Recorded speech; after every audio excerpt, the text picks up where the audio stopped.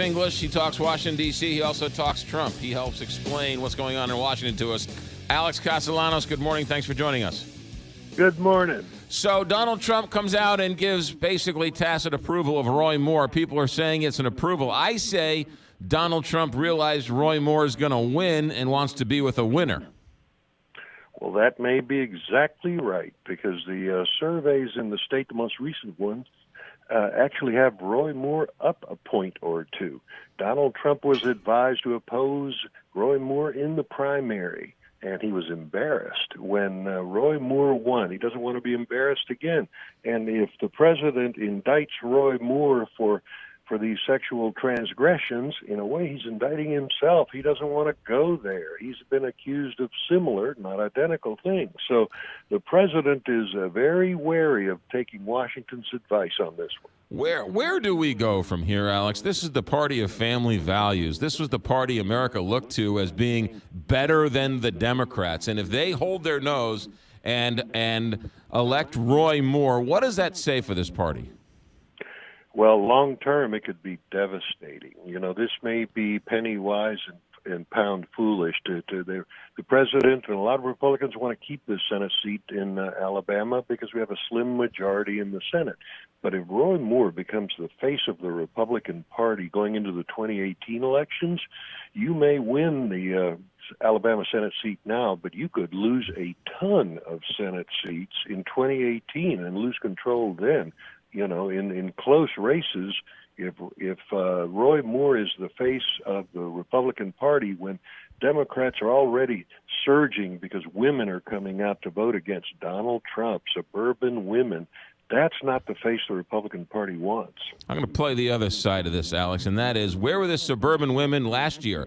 They didn't come out and vote against Donald Trump like they said they would. Maybe they're just not there. They may not be, but the Virginia governor's race scared the heck out of Republicans in Washington.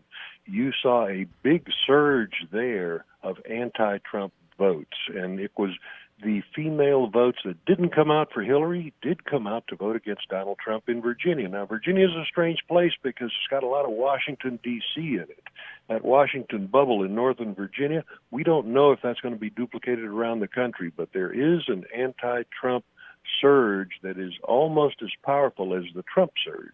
If this tax bill gets through the Senate, they can figure out a way in committee to sort of iron out all the differences, can't they? So ultimately, this tax bill, if it passes, the question is, will it pass the Senate? Am I reading that right? That's exactly right. Well, right now, Republicans don't have the votes for tax reform, but they're getting closer to having the votes for a tax cut or two. And that may be enough to keep this economy growing. Right now, folks are saying the economy is going to grow at 3%, but if Republicans pass this tax cut, it may grow at 4% or more before the 2018 election.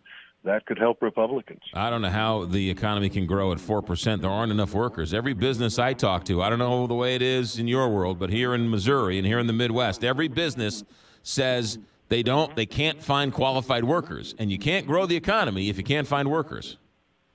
Well, then the next step would be raising wages, draw more people. We still have a lot of people sitting on the sidelines in this economy, people who are out of the workforce. And so, yes, but that's when wages start to go up, and then you get a little bigger paycheck, and then you stimulate more economic growth.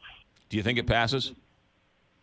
I think there's a shot now. For the first time, we're seeing a shot that Republicans may pass a tax cut. It may not be before Christmas, but look for November 30th. That's the date Republicans are shooting for to try to get a vote on these tax reform, tax cut package. That's next Thursday. Alex Castellanos, have yourself a happy Thanksgiving. Thanks for checking in. Happy Thanksgiving.